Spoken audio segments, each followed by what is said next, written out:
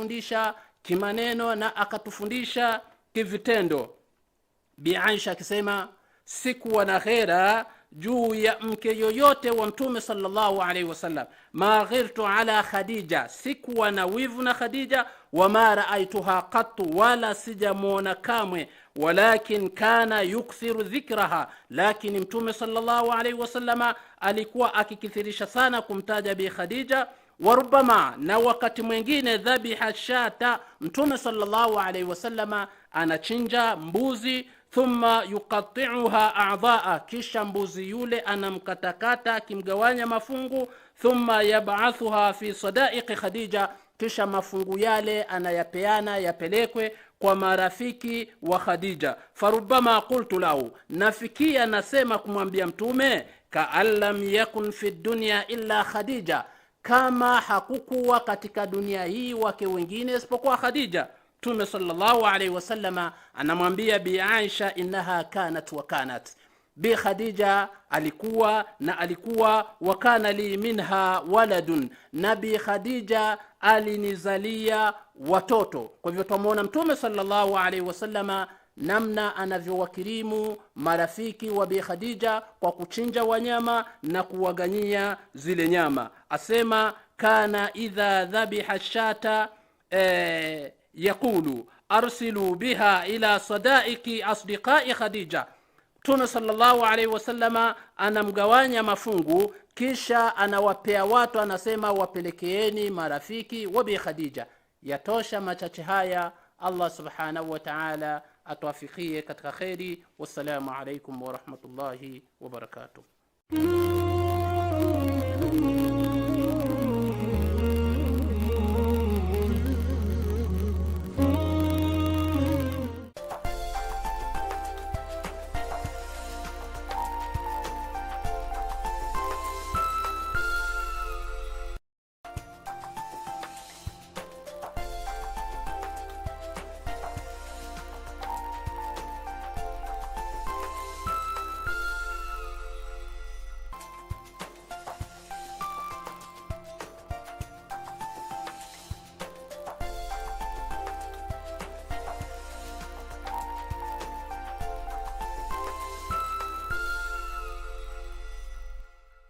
Leo ni ile siku ya double kwenye quickbit.co.ke. Tunakupa home theater na fridge. Kama unataka home theater ni rahisi sana. Enda kwenye lipa na M-Pesa, paybill number ekelea 4032353, 4032353, account ekelea HT kama kodi ya home theater, fuatanisha na unique number. Kama unataka fridge wekelea CM ndio kodi ya fridge, kisha fuatanisha na shilingi 20 peke yake. Wekelea pin yako na hivyo ndivyo utakuwa umekelea bid kwenye quickbit.co.ke. Bidhaa bora kwenye bei ya nini? Chini kwa chini, chini kwa chini. Jiunga na Quickbit ni rahisi. Enda kwenye M-Pesa, bonyeza paybill kisha weka business number 4032353. Kwenye account weka kodi ya bidhaa unayotaka na bidi yako ya chini zaidi. Kwa mfano TV 16, kisha weka shilingi 20 tu kama idadi yako.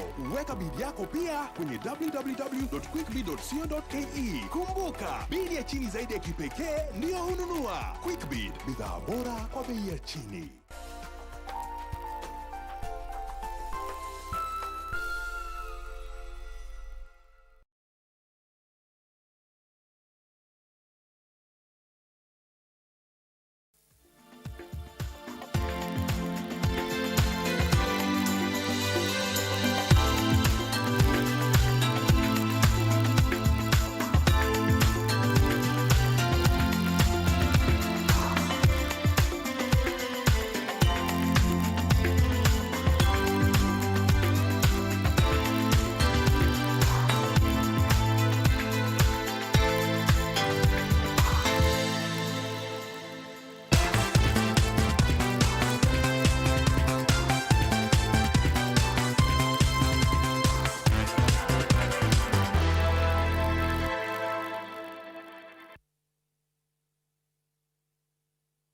Good afternoon to you. Thank you very much for joining us for this edition of Channel 1 Lunchtime News, live from the Corporation headquarters in the Broadcasting House, Nairobi. And this afternoon, President Uhuru Kenyatta will be touring some parts of the Mount Kenya region. Of course, this is part of the government development agenda. Of course, the President is also expected to meet area leaders as well as residents of that region. We'll be giving you those details as well. The spokesperson for the National Police Service, Charles Owino, did hold a press briefing some minutes ago, and he did speak to matters national security and issues to do with security in Kapedo. We have those details for you.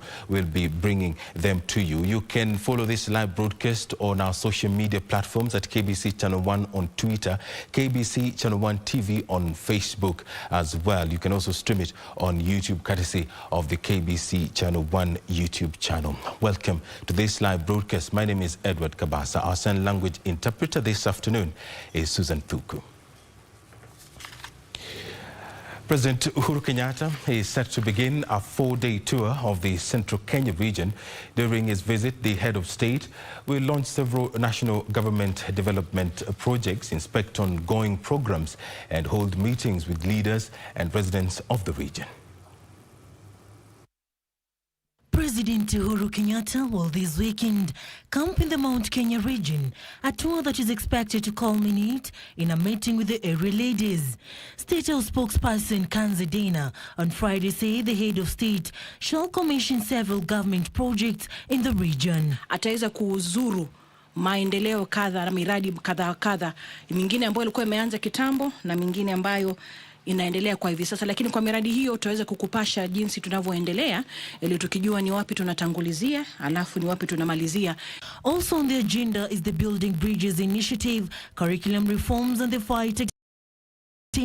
Lakini yeye na serikali yake wanafanya kila wawezalo ili kuona ya kwamba uchumi unaweza kurejelea hali yake ya kawaida. Kwa kweli tunafahamu ya kwamba haitachukua kesho ama kesho kutwa, itachukua muda, lakini anaomba ya kwamba Wakenya watakuwa watulivu, na bila shaka wakati wanapoendelea kushirikiana na baadhi ya wadau katika sekta mbalimbali na pia mataifa ya kigeni ambao ni marafiki wa taifa la Kenya, wataweza kuona ni jinsi gani na mikakati ipi ambayo inaweza kuwekwa ili kuona ya kwamba hali ya uchumi ya Kenya inaweza kuinuka katika kipindi hiki baada ya mkasa huo. On Saturday, the president will host a Central Kenya leaders meeting at Sagana State Lodge in Nyeri County in a closed-door consultative meeting. The head of state is also expected to speak on the status of education in the country at a time when many schools are closing and students being sent home as a result of arson. For Channel 1 News, I'm Sarafina Robbie.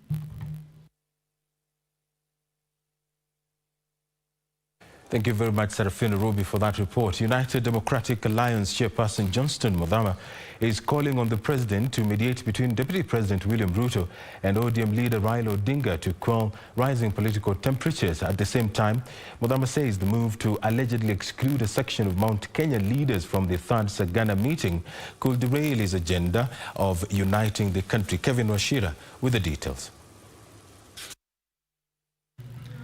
As President Uhuru Kenyatta meets Mount Kenya MPs and MCAs at Sagana State Lodge this weekend, focus is now on the political dynamics of Central Kenya region. Among claims by a section of the region's legislators, they were left out of the meeting. And as the debate simmers on the political future of the region, United Democratic Alliance Party Chairman Johnston Muthama views the Sagana meeting as detrimental to the president's ambition of building national unity. So, President has got only one choice now, and I want him to look at me on this screen and listen to what I'm telling him. Section 1 is where he has placed himself, is between Raila and Ruto. So the best thing to do is to call Ruto and Raila and sit them down and tell them, I made a mistake. I went with you without telling my deputy. And my deputy, I left you, I went with Raila without telling you. So here we are. If we are not careful, we are going to divide this country. Is there a way that you can sit down and agree on the way we will work together? and make Kenyans and allow Kenyans to live a united nation. If that does not happen, the other section of that option, he seemed to behave the way Kibaki behaved. Say, well, yes, I've made mistakes, but you, Raila, go out and ask votes from Kenyans. Ruto, go out and ask Kenyans for votes and everybody else, and let us see who wins.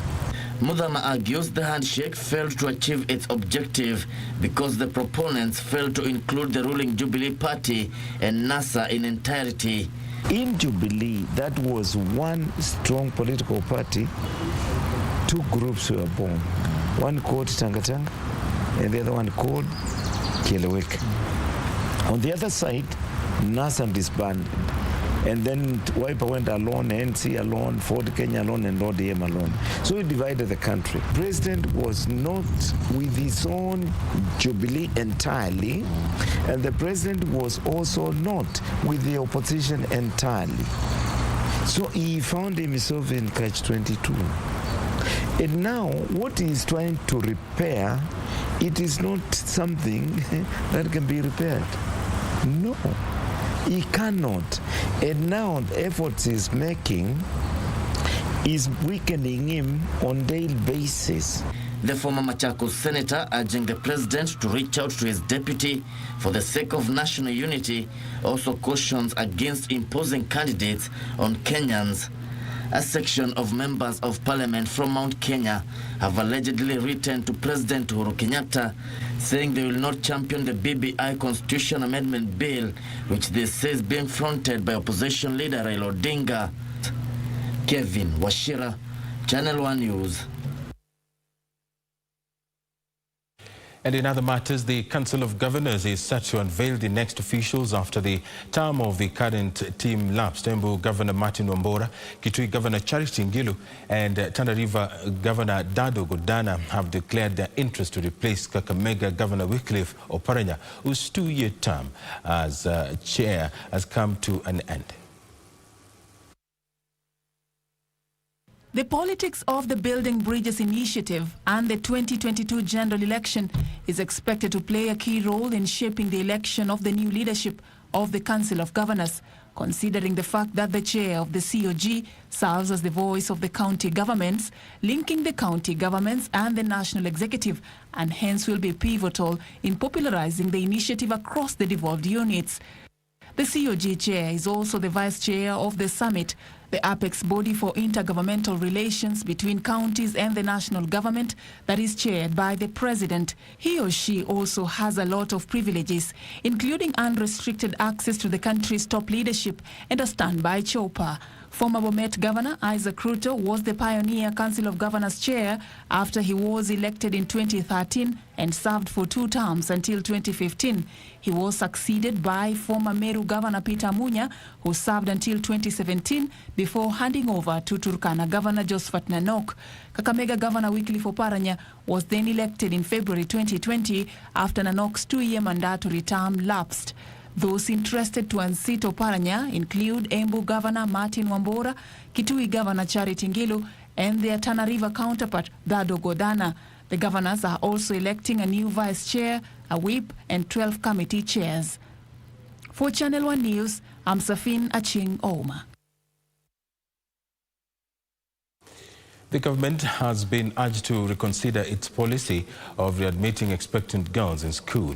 Lawi Matthew Day Mixed Secondary School Principal Moses Marete says most of the girls attending school are facing challenges. Has shown that nobody is immune to COVID-19, whether you are a drunkard or not. If we send them, they contact the virus as they come back. Are they going to be back to the official setting? And above all, we set the example so that education ama serikali kuu yetu ya Kenya imekuja na mwelekeo wa kusema kwamba wasichana wote ambao wako nyumbani ambao wamepata mimba warudi shuleni, na hiyo tunasema ni jambo mzuri kwa sababu tunajua ya kwamba masomo ni basic education na wasichana wanahitaji hayo masomo. Lakini kuangalia wakati tumefika huko mashuleni, kuna mambo ambayo tumeona ya kwamba inaleta changamoto. Kwanza kabisa wana chiefs na assistant chiefs na hao wengine wote viongozi wanaenda wanasukuma watoto ama wachana wanawarudisha shuleni. Wengine wao kwanza, kuna ule anakuja labda amebakisha miezi mitatu, mwezi mmoja aweze kujifungua. Huyo mtoto akikuja kuketi kwa masaa matatu ama manne kwa darasa, inakuwa ni shinda kubwa sana kwake. Tunasema ya kwamba mimi nikiulizwa kungekuwa na muda ya msichana akijifungua wa kukaa nyumbani labda mwaka mmoja, alafu wakati mtoto ameanza kukula chakula then anaweza kumwacha nyumbani alafu arudi shule.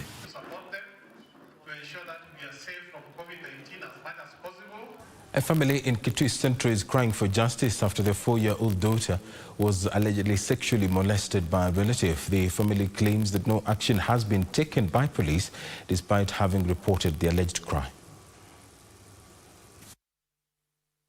The aggrieved parents said they only got to know about their daughter's ordeal a week ago after she developed urinary complications. The girl was then rushed to Kitui General Hospital for medical intervention. Maya, however, lamented that the police are reluctant to take action against the perpetrator. Mtoto wangu amedhulumiwa na polisi hawataka kunisaidia kupata haki ya mtoto. Tafadhali mashirika yale yanahusika yasaidie kuingilia hii kitu ndio mtoto apate haki. Tulireport toka last week but one time to report hakuna hatua yoyote imefuatiliwa, kwa hivyo tunaomba usaidizi. Meanwhile, producers of illicit brew in Maralal town have been directed to find alternative source of livelihood. The area Nyumba Kumi chairman Gulid Mohammed said many families have been broken through irresponsible drinking of cheap liquor, a situation that has exposed children to suffering and lack of education. Maralal Chief Selina Lemakara urged residents to be responsible and avoid engaging in illegal activities. Sasa leo si pombe tulikuwa tunamwaga. Tulikuwa tunaangalia tu watoto wale wajaenda shule, lakini napongeza wazazi at least watoto wameenda shule. So tukapata tu shangaa on our way, tukamwaga na tunashukuru. Finally, a Form 4 candidate and a border operator in Chepnagai village of Koiwalelach, Kericho County, have died in a 30-feet hole that was allegedly being used to store illicit brew. The two allegedly suffocated to death. Irate area residents stormed the compound, destroying hundreds of liters of illicit brew. The locals called on the government to rein in on the illegal practice. Na sisi sote tunahuzunika kwa sababu ya hii pombe yenye imeadhiri wananchi. Hao vijana walifariki baada ya mwenye hii nyumba, hapa hii nyumba yenye tunaona, aliwatuma aenda atoe hizi pombe kwa ile shimo yenye iko na viti 30. Tumekerwa sana na tumepata huzuni sana kwa hii mtoto wetu mwenye amefariki na hii janga la pombe. Tuko na huzuni sana. Sana kupoteza mtoto. Beatrice Gatonyengetich, Channel 1 News. Thank you very much, Beatrice Gatonyengetich, for that report. We are taking a very short break, but just a quick one. Police spokesperson Charles Owino did address the press on matters national security. He did send a warning to financiers of cattle rustling in Kapedo and Arabal areas that the law will catch up with them. The police is also sending a warning to students who are allegedly instigating violence and arson in schools, that they shall be held criminally liable and legal proceedings shall be taken upon them. We are taking a very short break, but please do continue interacting with us on our social media platforms at KBC Channel 1 on Twitter, KBC Channel 1 TV on Facebook. My Twitter handle is at Ed Kabasa. Don't go anywhere. Channel 1 Lunchtime News continues shortly.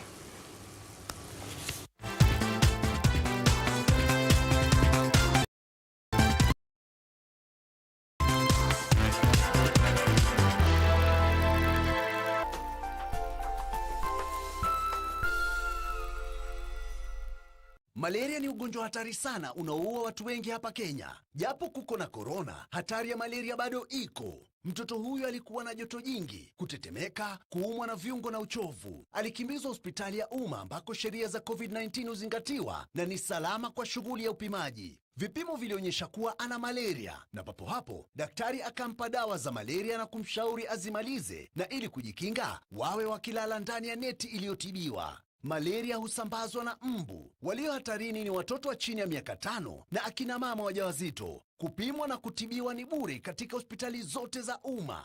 Usisahau adui malaria. Zero malaria huanza na mimi. Chukua jukumu leo. Komesha malaria. Ujumbe huu umeletwa kwenu na Wizara ya Afya. Tonight on KBC Channel 1.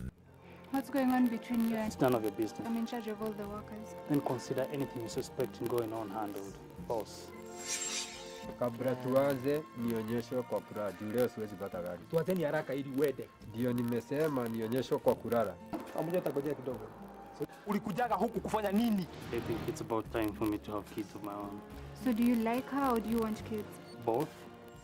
What do you know about marriage? All you do is follow dad around like a small puppy. You think the world revolves around you, and that's your problem. Siku yenye nitawahi sikia umemguza tena. Ndio utaona. Utafanya nini? Mimi nitakumaliza. Uko unakuja kuniata vijiji. Leo ni ile siku ya double kwenye quickbid.co.ke. Tunakupa home theater na fridge. Kama unataka home theater ni rahisi sana. Enda kwenye lipa na M-Pesa. Paybill number ekelea 4032353. 4032353. Account ekelea HT kama kodi ya home theater, fuatanisha na unique number. Kama unataka fridge wekelea CM. CM ndio kodi ya fridge, kisha fuatanisha na shilingi 20 peke yake. Wekelea pin yako na hivyo ndivyo utakuwa umekelea bid kwenye quickbid.co.ke. Bidhaa bora kwenye bei ya nini? Chini kwa chini. Chini kwa chini. Jiunga na QuickBid ni rahisi. Enda kwenye M-Pesa, bonyeza paybill kisha weka business number 4032353. Kwenye account weka kodi ya bidhaa unayotaka na bidi yako ya chini zaidi. Kwa mfano TV 16, kisha weka shilingi 20 tu kama idadi yako. Weka bidi yako pia kwenye www.quickbid.co.ke. Kumbuka, bidi ya chini zaidi ya kipekee ndio hununua. QuickBid, bidhaa bora kwa bei ya chini.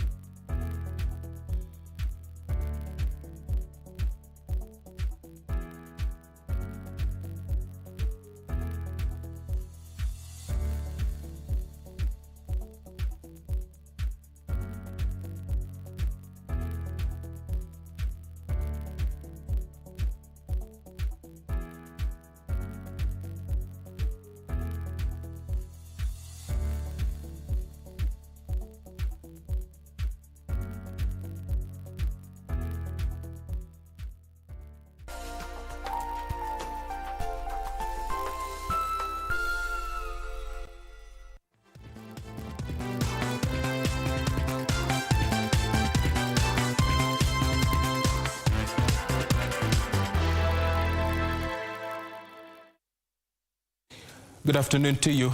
Welcome back to the program. Civil society groups in Baringo County are calling on the government to allow them access capital to deliver humanitarian aid to affected families. The group has also called on the state to provide the media with access to the restive region for coverage on the state of affairs. 10 people have so far lost their lives in the latest spate of hostilities, among them 3 police officers. The government is currently combing the area in search of bandits accused of funding the violence.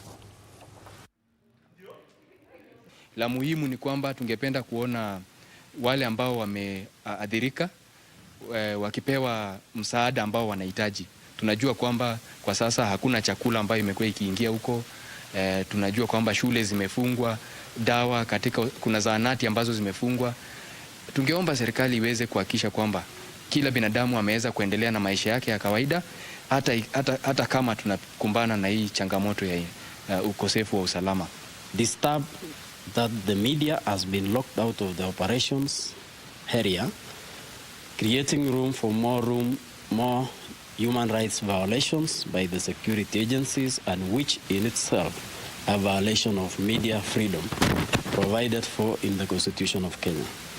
Disappointed that the government has failed to provide long-lasting solution as required by the law to the residents of these areas, despite various pledges and promises.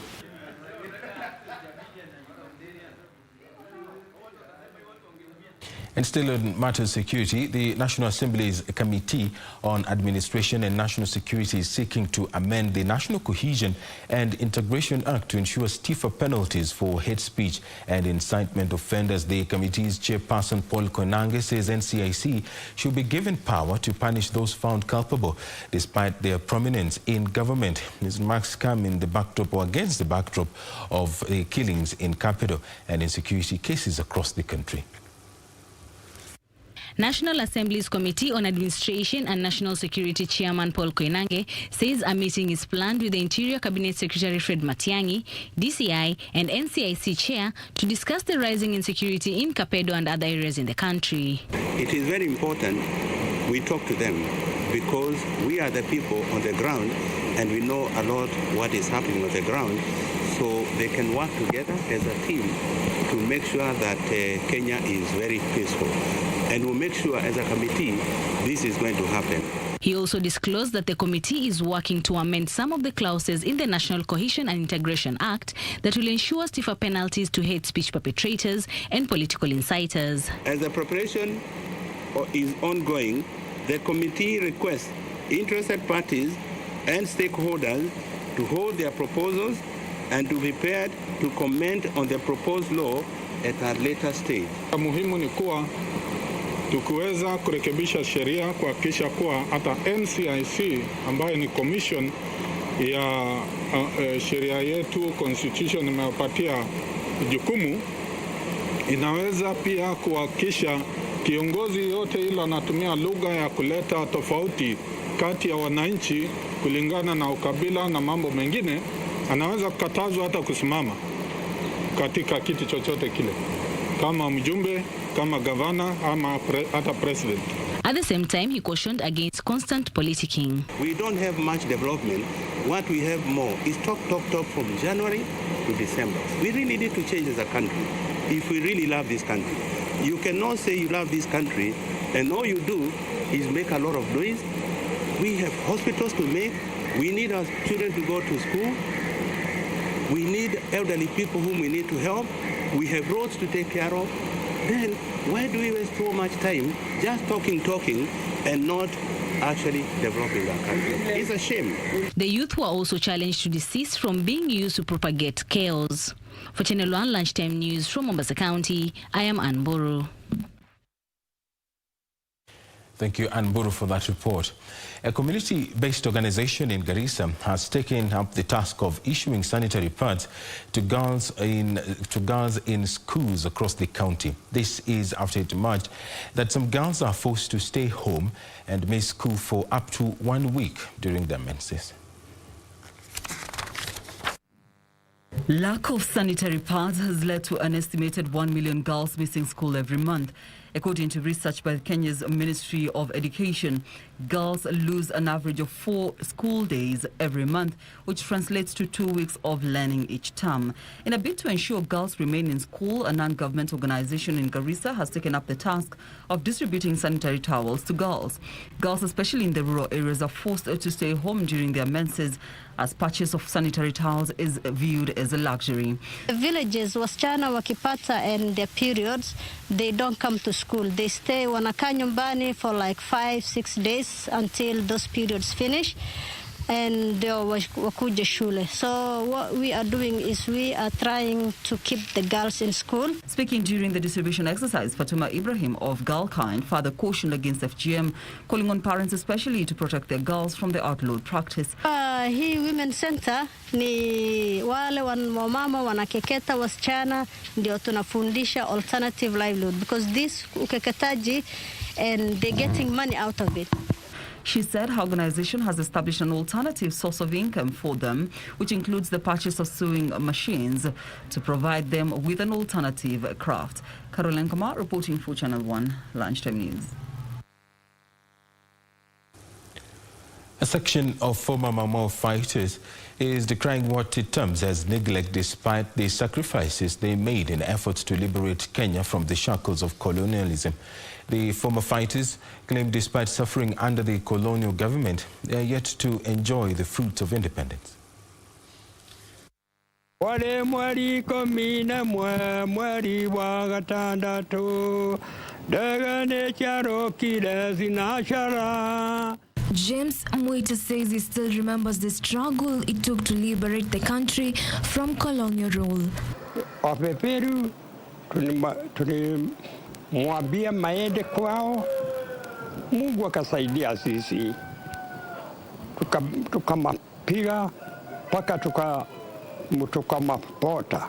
The 100-year-old veteran, however, says the desire for independence has brought nothing but pain for some of the men and women who gave their all to free the country. Na pesa ile mimi napewa ni serikali, sijui inapotea kwa wapi.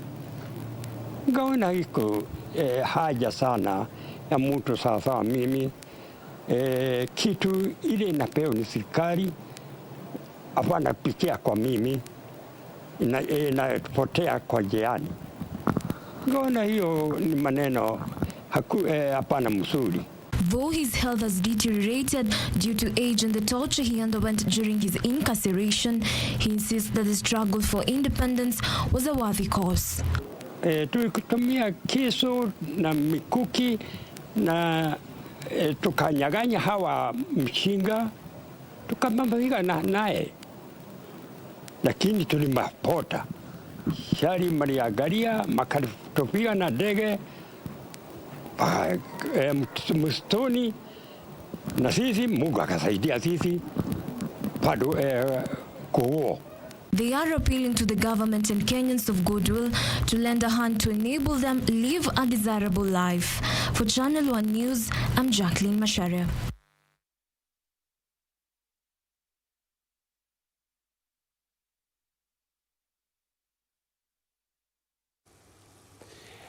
Kelena Olenchoi has been elected the new Maasai Council of Elders chairperson in Narok County. Olenchoi defeated Kasiane Ole Esho by a landslide after all the 59 elders threw their weight behind him. Olenchoi has vowed to unite the community by fostering peace among elders and members of the Maasai community.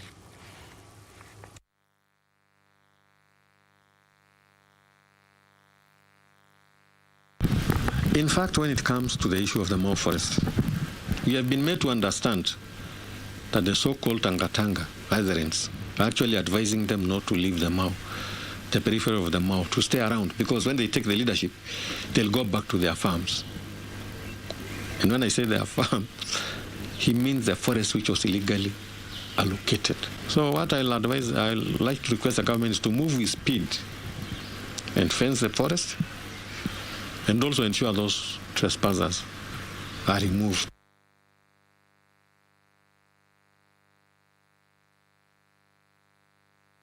We do apologize for that mix-up. That was Ole Kenta and not Ole Choi, the newly elected chairperson of the Maasai Council of Elders in Narok County. We do apologize for that. Let us take a look at other stories now. The new coronavirus vaccine, Novavax jab, has been tested to be 89.3% effective against the new virus variant found in the UK. If approved for use by the Medicines and Healthcare Products Regulatory Agencies, the doses are expected to be distributed in the second half of this year.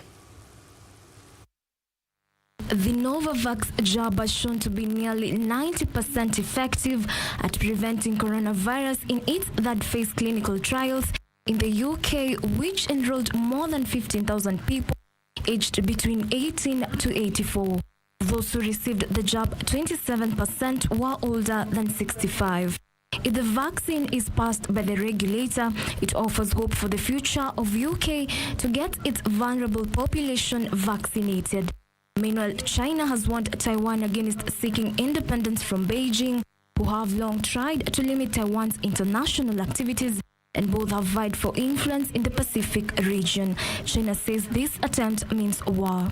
The warning comes days after China stepped up military activities and flew warplanes near the island, and the new U.S. President Joe Biden's reaffirmation of his commitment to Taiwan, setting up his stance in Asia.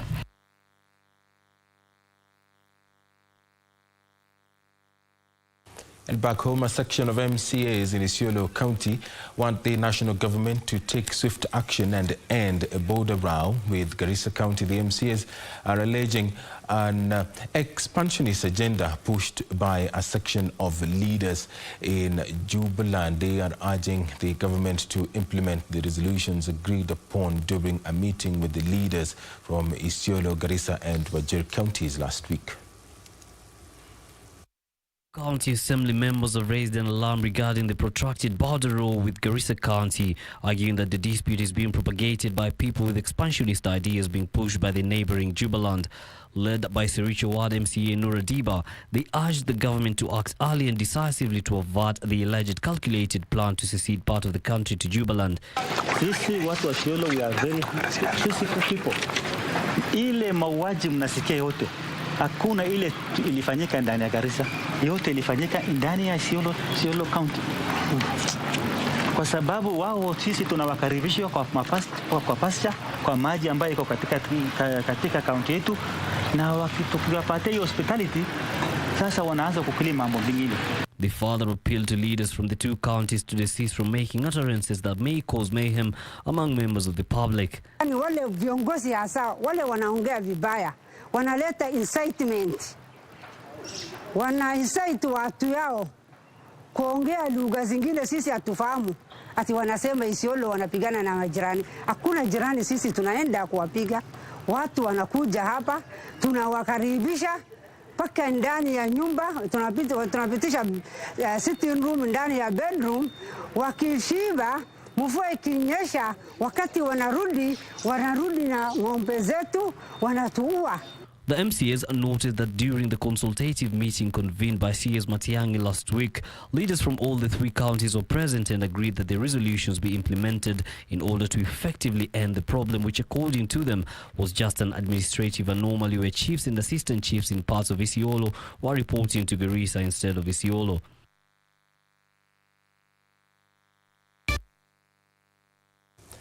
You're watching Channel 1 Lunchtime News. A quick one. The Council of Governors have been electing some officials. Of course, the term of the current office has come to an end.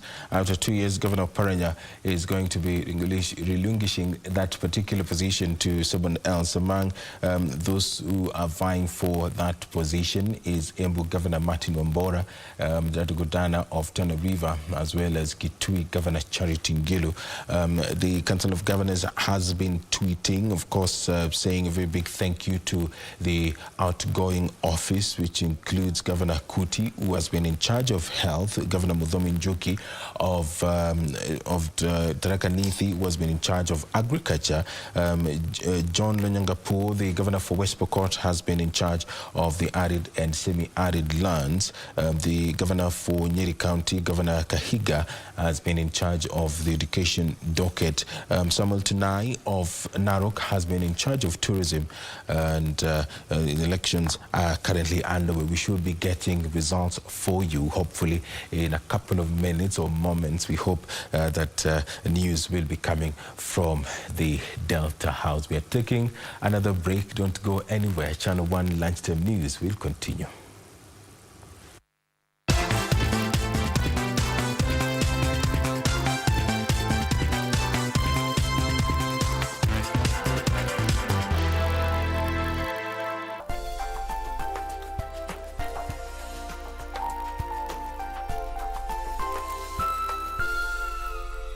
Leo ni ile siku ya double double kwenye quickbid.co.ke. Tunakupa home theater na fridge. Kama unataka home theater ni rahisi sana, enda kwenye lipa na M-Pesa, paybill number ekelea 4032353, 4032353, account ekelea HT kama kodi ya home theater, fuatanisha na unique number. Kama unataka fridge, wekelea CM ndio kodi ya fridge, kisha fuatanisha na shilingi 20 peke yake. Wekelea pin yako na hivyo ndivyo utakuwa umekelea bid kwenye quickbid.co.ke. Bidhaa bora kwenye bei ya nini? Chini kwa chini. Jiunga na QuickBid ni rahisi. Enda kwenye M-Pesa, bonyeza paybill kisha weka business number 4032353. Kwenye account weka kodi ya bidhaa unayotaka na bidi yako ya chini zaidi. Kwa mfano TV 16, kisha weka shilingi 20 tu kama idadi yako. Weka bidi yako pia kwenye www.quickbid.co.ke. Kumbuka, bidi ya chini zaidi ya kipekee ndio hununua. QuickBid, bidhaa bora kwa bei ya chini. Tonight on KBC Channel 1. Hamtanivunjia nyumba. Mutarudi zenyu kule mashambani. Sasa mwenye nyumba alalamiki. Wewe ndio kimbelembele chako. Kinachokulalamisha nini? Sasa wamekuwa kama mirija. Kama vile Mungu anavyonyonya. Wananyonya huko, kila mtu ananyonya. Angalia vile nilivyokonda. Paka angalia. Kaya, unatoka mnatoka mnaenda. Funga sheni mwende. Nazungumza na nani?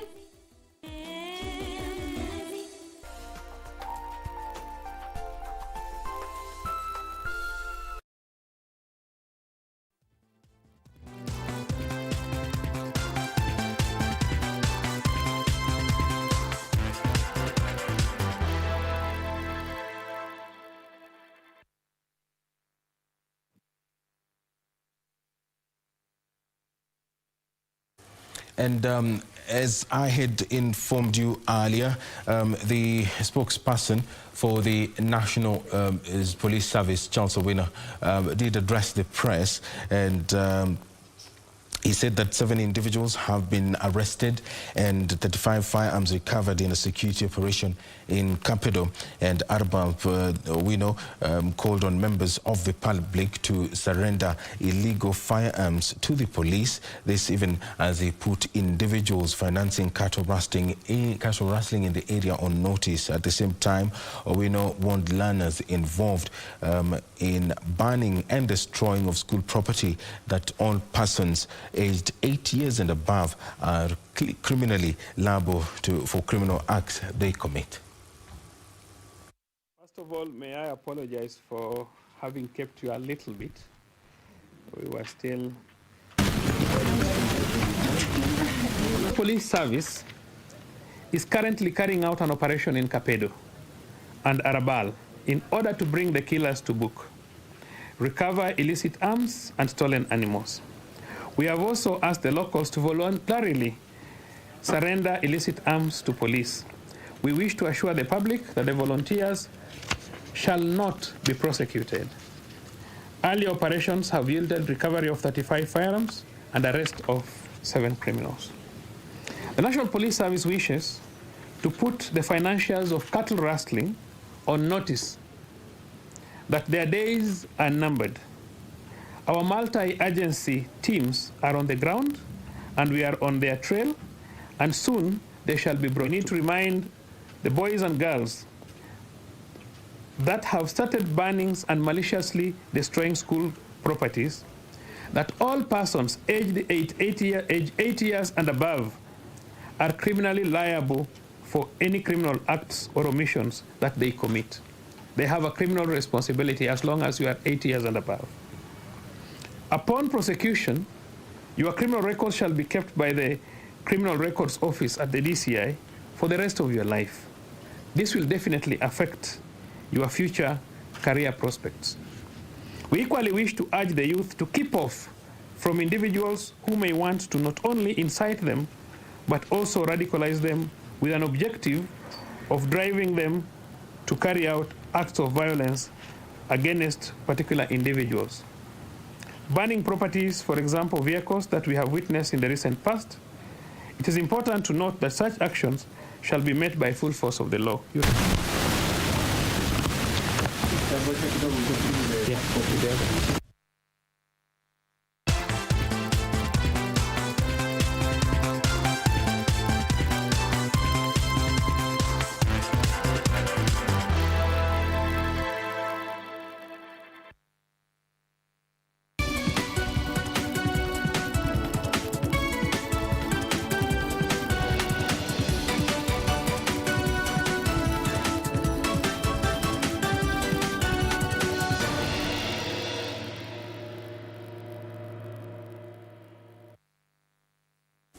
It's now time for business. Kenya Railways has partnered with Nzoia Sugar Company in a deal that will see the state agency transport sugar and other related products from Nzoia Company headquarters based in Bungoma to Nairobi and back.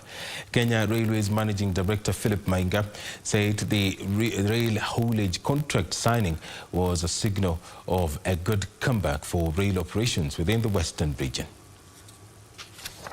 Even as the rehabilitation work on the 216 kilometers Naivasha-Kisumu railway line gets underway, this development is already stirring excitement in the region.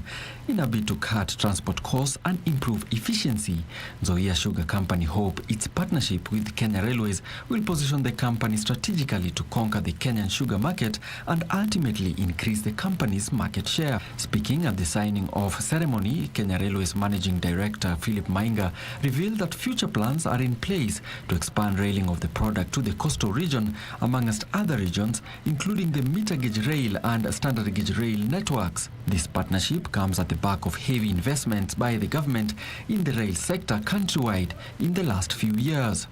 Alan Aoko, Channel 1 Business.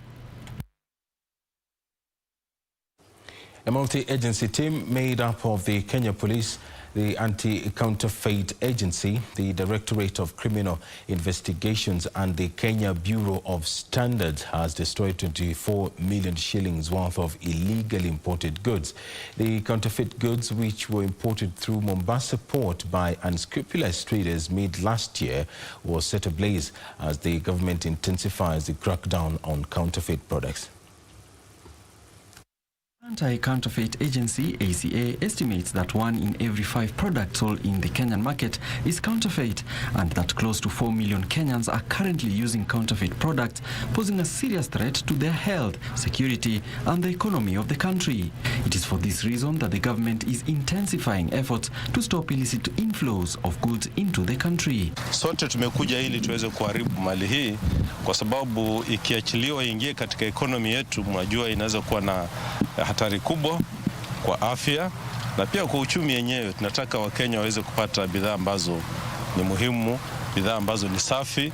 Speaking during the destruction of counterfeit and expired goods stored at various godowns in Mombasa, Coast Regional Commissioner John Elungata said the government has intensified screening of all imported goods into the country through all the Kenyan border points. Bidhaa ambayo ilikuwa imeagizwa lakini kwa sababu moja ama nyingine ikakaa sana, kwa hivyo ikaharibika. Ingine ni ile mtu alileta bila kujua uzuri wake ama ile quality yake. Sasa ilipofika hapa ikakutikana ni quality ambayo ni mbaya. Ingine ikawa ni ile imeletwa bila kulipiwa kodi na KRA wakakamata. Kwa hivyo hiyo lazima iharibiwe ndio isiingie katika uchumi wetu. The items that were destroyed include 4,412 bags of 50 kgs rice, 1,166 bags of sugar packed in 50 kilogram bags each, and 38 boxes of thermos flasks, maize flour in sacks, among other consumable goods. Alan Aoko, Channel 1 Business. And in other matters, coffee farmers in Kericho County have been introduced to organic fertilizers to improve their productivity. The new technology of compost fertilizer will help the coffee grow better from the roots, and the input is locally available, which will greatly help farmers in value addition. These organic fertilizers are derived from natural wastes rather than chemicals. It helps in curbing human exposure to synthetic chemicals and pesticides.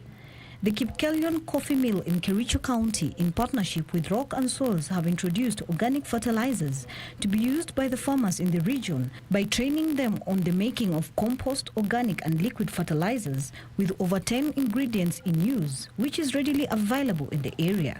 We are making compost and we are making also some liquid fertilizers that will help the plant to grow better. So that we know coffee have a lot of requirements, nutritional requirements. So we want to help the plants from the roots with the compost and from the leaves with liquid foliar fertilizers. The products used in making of the compost are cow dung, water hyacinth, sugarcane waste, banana stalks and pulps, soil and sand. We have mixed a lot of waste products which are organic in nature, so that we get a very good fertilizer for our coffee. Farmers are expected to realize better yields since production and sale of organic fertilizers is cheap compared to synthetic fertilizers. According to the coffee mill, farmers have been spending 24 shillings per coffee tree per year, while the use of organic fertilizer will reduce it to 13 shillings per tree. We have mixed over 10 ingredients here that are readily available in our farms, and this makes the biocompost to be very, very cheap compared to synthetic fertilizers, which at the end of the business, our farmers will gain.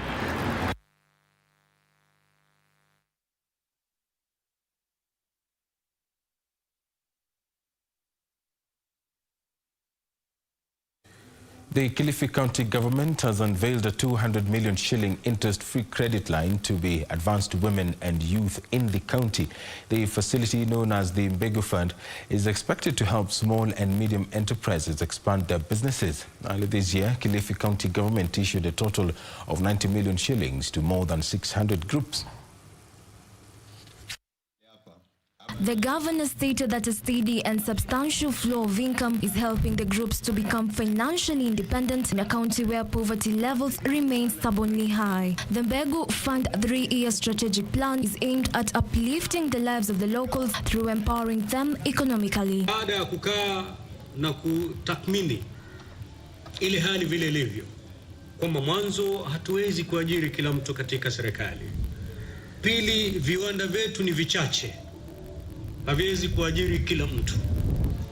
Je, wale ambao wamebaki nyumbani tutawezesha vipi kama serikali ili nao wakiwa kule nyanjani waweze kuzalisha utajiri na kujikimu kimaisha? Na ndiposa safari ya kubuni hazina hii ikaanza. The program was set up in 2019 to help struggling communities access funding through interest-free loans. Already 8 cooperative societies have benefited from the fund. The government has allayed fears of misappropriation of funds, saying the county has put in place proper mechanism to screen deserving cases.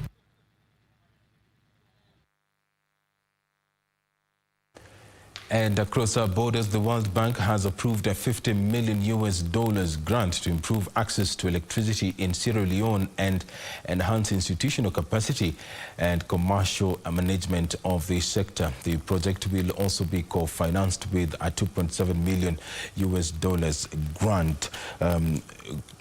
Take that again, the project will also be co-financed with a $2.7 million grant by the Japan Policy and Human Resources Development Fund. The Enhancing Sierra Leone Energy Access Project will support the country's post-COVID-19 economic recovery by providing electricity to households, businesses, health clinics and schools, which is a critical part of the recovery process. It also supports the replacement of costly fuel generation plants with low-cost power, which will free up scarce fiscal resource for other urgent socio-economic needs. This project will provide electricity to approximately 276,000 people and about 700 health facilities and schools, and help cut an average of 15,135 tons of greenhouse gas emissions per year. Elsewhere, after nearly a decade in the works, Uganda, Tanzania and Rwanda are speeding up plans to merge their stock markets electronically in a bid to ease the cost and time difficulties of cross-border trading. And completed, local investors will be able to buy and sell stocks across those 3 countries without the currently existing hurdles such as needing When completed, local investors will be able to buy and sell stocks across those 3 countries without the currently existing hurdles, such as needing different stockbrokers in each country. The joint stock market project is funded by the World Bank. Is expected to become operational by the end of the year. The move will see the 3 countries create a stock exchange with a combined market cap of around $15 billion. Yet it could have been much larger had Kenya not pulled out of the project back in 2015 of alleged procurement irregularities in the awarding of software contracts. Aside from being East Africa's largest economy, Kenya is also home to the region's largest stock market with a market cap of $22 billion. Finally, South Africa's mining industry estimates it will cost around $20 million to help the government roll out COVID-19 vaccines to mine workers and community members as the country battles a surge in infections. The industry body says the Minerals Council, which represents mining firms, offered its financial and logistical assistance after the government called on the private sector to help with the rollout of vaccines, the first of which is set to arrive next week. And further afield, Britain is banning direct passenger flights from the United Arab Emirates from Friday, shutting down the world's busiest international airline route from Dubai to London. Details of this and other stories in our Global Business News Roundup. Britain said it was adding the United Arab Emirates, Burundi and Rwanda to its coronavirus travel ban list because of worries over the spread of a more contagious and potentially vaccine-resistant COVID-19 variant first identified in South Africa. On its website, Emirates said it would suspend all UK passenger flights from 1300 GMT when the ban takes effect. Etihad Airways said it would only suspend flights to Britain, with those from the UK remaining unaffected. Also, executives of Hyundai Motor Company Group are divided over a potential tie-up with Apple Inc., with some raising concerns about becoming a contract manufacturer for the US tech giant, deeming the outlook for a deal. Financially, China's financial regulators want to step up exchanges with international counterparts and strengthen cooperation of antitrust issues, data treatment, and consumer protection as it implemented rules on financial holding companies last November to close regulatory loopholes. Rules require companies to have at least $731.74 million in capital to be licensed as financial holding firms, and they have to apply for approval from the central bank before establishment.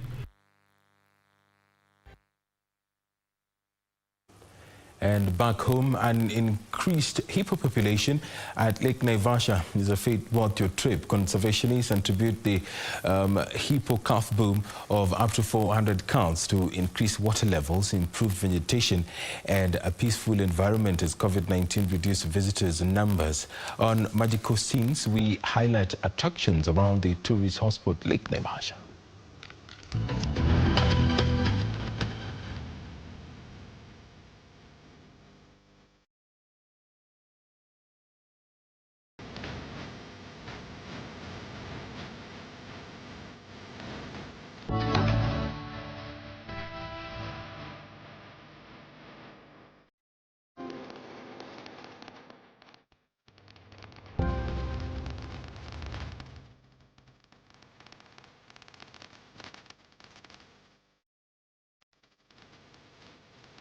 Hippopotamus are interesting wildlife to observe from a distance while on tour or vacation in Naivasha, especially at this time when there is a hippo calf boom.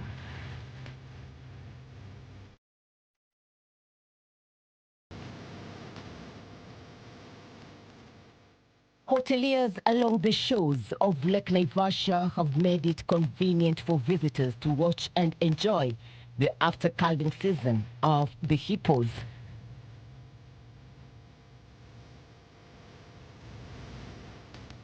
The hoteliers have put electric fence along the shores of the lake so that you as a visitor is safe to watch the wildlife.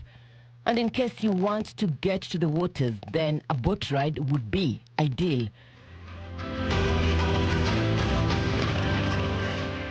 We have attraction for the hippo. They come to view the hippo. They also come to view Lake Naivasha. We also have a very nice view. Even our garden, our surrounding is the hotel. No, I don't say it's dangerous, but hippos, they are animals, so it's a dangerous animal, of course. But we have never any cases in there of maybe the hippos attacking our grand so far. Yeah, so it's safe. Conservationists say at least 400 calves have been born in the last 2 months. The hippos derive their name from the ancient Greek for river horse. They have wide opening mouths, revealing large canine tusks, with the adults male weighing up to 1,500 kilograms and females weigh up to 1,300 kilograms. Despite its stocky shape and short legs, this mammal can run up to 13 kilometers per hour.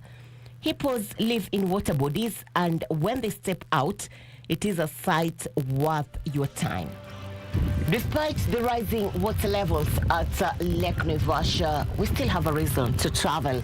We would come here at the Lake Naivasha and spot animals when they're swimming closer to the mainland, or even when they are basking. And besides that, you can enjoy the beautiful breeze that comes with the lake. The beauty of Lake Naivasha is more magical at night. You would play football while the hippos are grazing at a distance. I'm not a pet person, to be honest, but I prefer animals staying in the wild. But it was quite beautiful, especially for those people in our company who got the time to see the hippos. At least someone from our company got to take a bunch of photos when the hippos were out of the lake. And that was an experience for most of us, because a lot of people think that hippos, they just live in water, right? Dinner would traditionally be set on grounds overlooking the lake, an ideal destination for holidaying and business meetings. Irene Mchuma Udim, Magical Scenes in Naivasha, the county of Nakuru.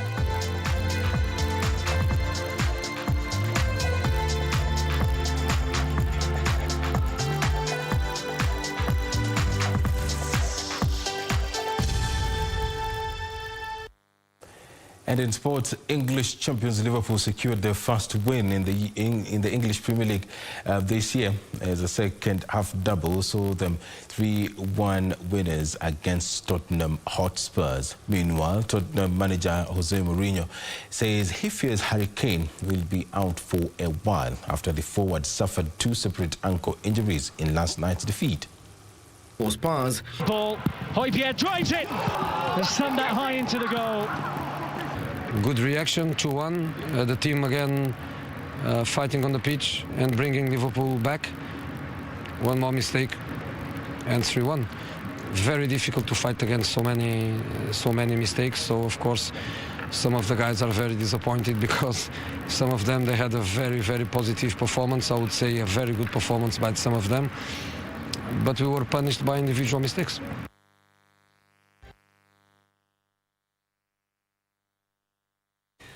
Well, thank you very much for joining us for this edition of Channel 1 Lunchtime News. My name is Edward Kabasa. On behalf of the team here, including my sign language interpreter Susan Fuku, do have yourself a very wonderful afternoon ahead. And just a reminder, the Council of Governors has been electing a new chair. The outgoing chairperson, Wycliffe Ambeto Parenya, has been serving for 2 2 years, his term has come to an end. Among those who had expressed interest in that particular position are Wambora Martin of Embu County, Kitui Governor Charity Kalukingilu, as well as Tana River County Governor Dado Godana. Those details will be made available to you on our website www.kbc.co.ke and also on our social media platforms, KBC Channel 1 TV, that is on Facebook, and at KBC Channel 1 on Twitter. Thank you very much for your continued audience and have yourself a very wonderful afternoon ahead.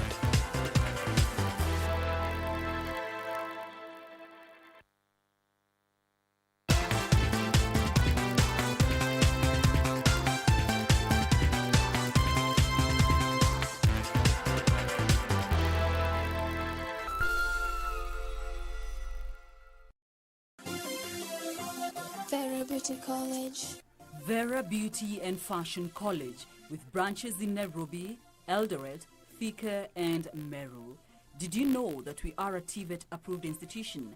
We offer courses in fashion design, interior design in soft furnishing, event decoration, flower arrangement, event planning, hairdressing, barbering and dreadlocks, beauty therapy, makeup, nail technology, spa massages, teaching skills, TOT, solo business management, and many more. Register now and visit our website on www.verabeautycollege.com. You can also call on 0725-923-550 Nairobi branch, 0728-087-689 Eldoret branch, 0722-227428 Thika branch, 0725-000-706 Meru branch. Vera Beauty and Fashion College, a TVET approved institution.